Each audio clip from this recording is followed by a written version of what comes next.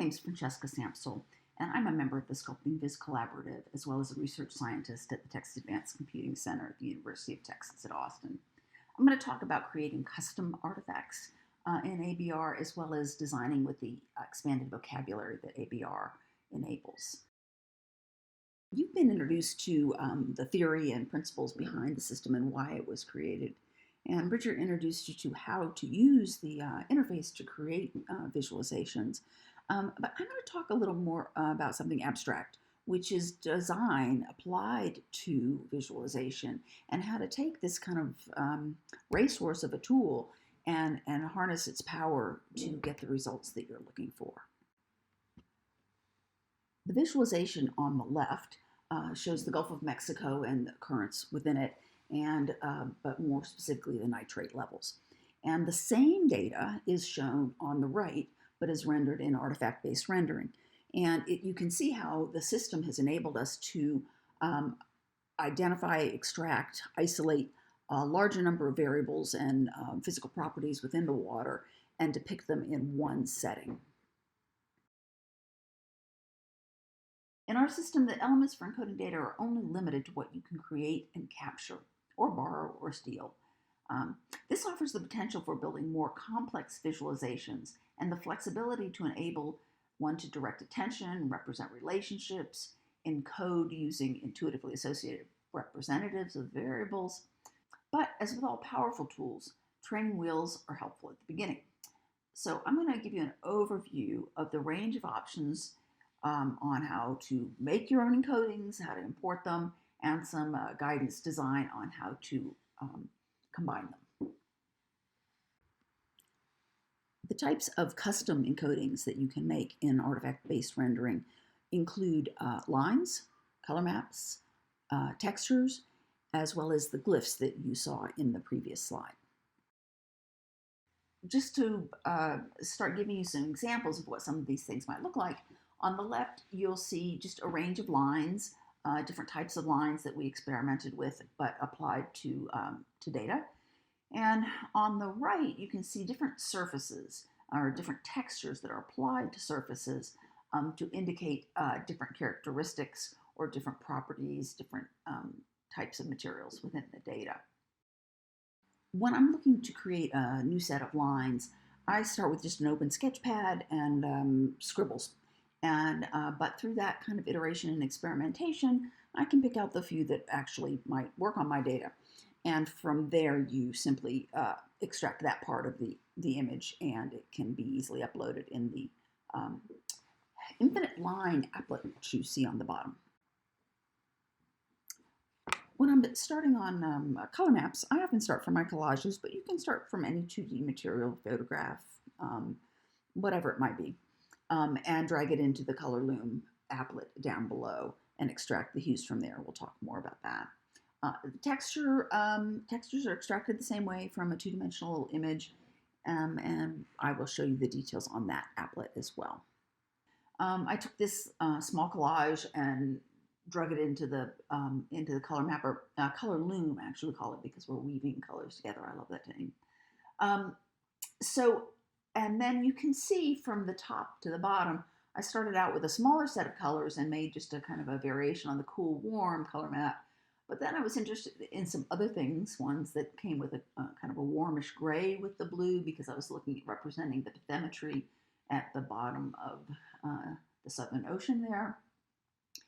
And then I was also experimenting with some teal and ochres. So you can see how with one source, you can easily make a wide range of palettes. Textures are interesting because once you start playing with them, the expanse of choices is endless. And they are worth experimenting with, because some textures certainly work more clearly without distracting from the information of the data itself, and some are just a clear distraction. So after the break, you'll get a chance to either make your own textures or choose some from our library and experiment, and you'll begin to see how there are continuous textures that are more effective and others that are just a total distraction. Behind the idea of hand-crafted glyphs, as with all the other artifacts is that you can customize the artifact to the characteristics of your data, making intuitive associations, or simply creating a set of visually diverse, easily distinguishable artifacts. 3D objects, either found, handmade, machine-made, nature-made, anything you can scan can be imported into the library. So here we're showing the creation of glyphs in clay up at number 1 on the top middle there. And then an image of one of the glyphs being scanned, number 2. And then 3 is the applet, which aligns the glyphs so that you can orient them in the desired direction. And 4 is the result. When you upload one into an actual visualization, this is what comes out in the legend, and you can see the pieces on the bottom right there. So the other thing about being able to create a broader vocabulary and your own vocabulary is that you can create categories, and that creates associations of different types of properties. So you can see that we've divided our system, the library within artifact-based rendering, into points, lines, shapes, and direction, because those are the primary properties of one design, and the direction comes from the need for showing direction in scientific visualization. And then you can see on the right how we make everything in families, so that if you want to create associations, if you were to encode, like 5 variables with the haiku kind of texture on them, they would be very distinct and recognizable as associative, as in contrast to the drum family. This is a visualization of the Gulf of Mexico, specifically nitrate levels, currents, and some other variables that contribute to propagating macroalgae for biofuels, which was the question these scientists were looking into. And you can see that there are different levels, and you can see how we've added one at a time, and that speaks to how one builds up a visualization in artifact-based rendering. And you can also see that we've kept the hue span of the variables within a narrow range so that other variables could be added on top, and we're going to talk more about that in the next session. So those are a lot of complex elements with a lot of possibilities, and it can be a bit overwhelming, but we're going to walk you through some trials in the next session, the next half of the program. I would like to point out one thing, that the system really was designed for VR if you've got large 3-dimensional data. When you put on a VR headset, all of a sudden the whole palette, the structure, the location becomes much clearer. And so you can create actually much more complex visualizations that are easily discernible in VR, whereas not so much in 2 dimensions. In this video, we'll learn how to use the Sculpting Viz applets to turn handcrafted artifacts into computer graphics elements usable in artifact-based rendering, or ABR, visualizations. We'll start by navigating to sculptingviz.tac.utexas.edu, where we'll land on the home page, where the Sculpting Viz applets and libraries live. The library is where the artifacts go when uploaded from the applets. So we're just going to go ahead here and open up both pages. In our library, you can see we have all of our glyphs, color maps, textures, and lines. Each of these categories of artifacts has an associated class, which are these labels along the top, and family, which are these labels along the side. We can see each unique category for color maps, textures, and lines. All the elements you see here are part of our curated library with recommended artifacts ready to go. Now, on the applets page, we have several options to choose from. We'll start with Colorloom, the applet used to generate color maps used in ABR. This is our empty canvas in the middle. We can drag up to 4 images into this workspace from a file manager. As an example, I'll open up my file manager here and drag and drop these 2 images into our canvas space. As you can see, Colorloom has automatically picked a series of colors from the image for us.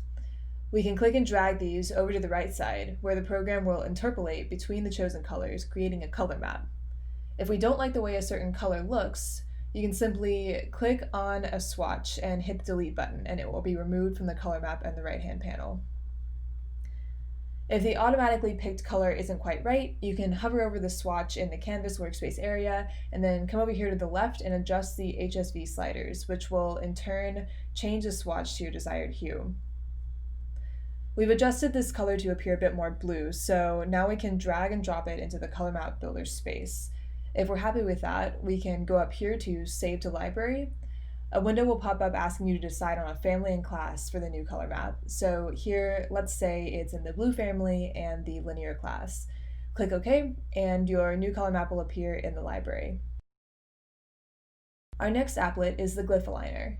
This applet is great for creating three-dimensional, directionally sensitive glyphs to be used in the ABR interface. Typically, we will 3D scan the glyphs using a 3D scanner or photogrammetry application. For now, we prepared a test.obj model for this demonstration. We can drag it into the window and see the example glyphs change to reflect the new 3D object. Our goal here in this left window is to align the forward direction of this object with the dotted axis that says forward here in this cube. We can use our right mouse button to reorient the cube until the forward axis lines up with the forward direction of the glyph, which can be wherever we want.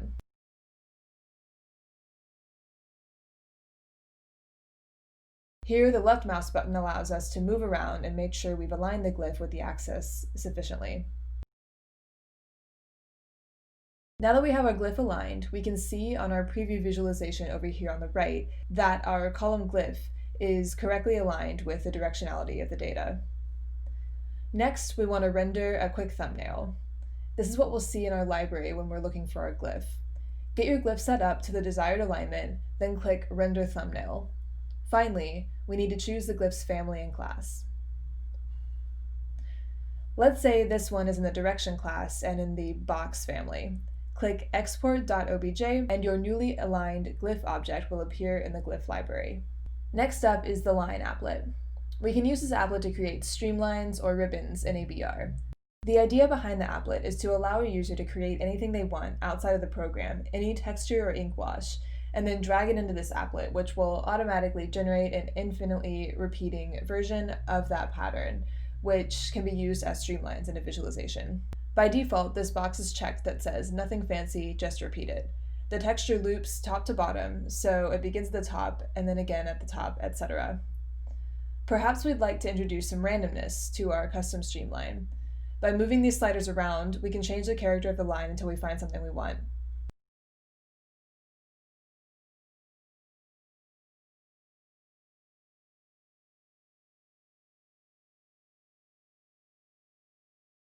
When we're done, we can once again use our family and class categorization to save the new line to our library. Finally, we have our texture mapper applet. The texture mapper is used to create a variety of surfaces for the artifact-based rendering engine.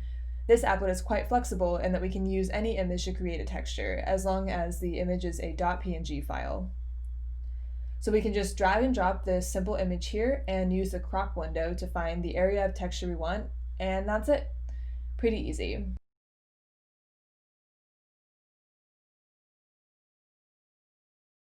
Once again, we can save to the texture section of the library by choosing family and class and then clicking export. That's it. Thanks for listening.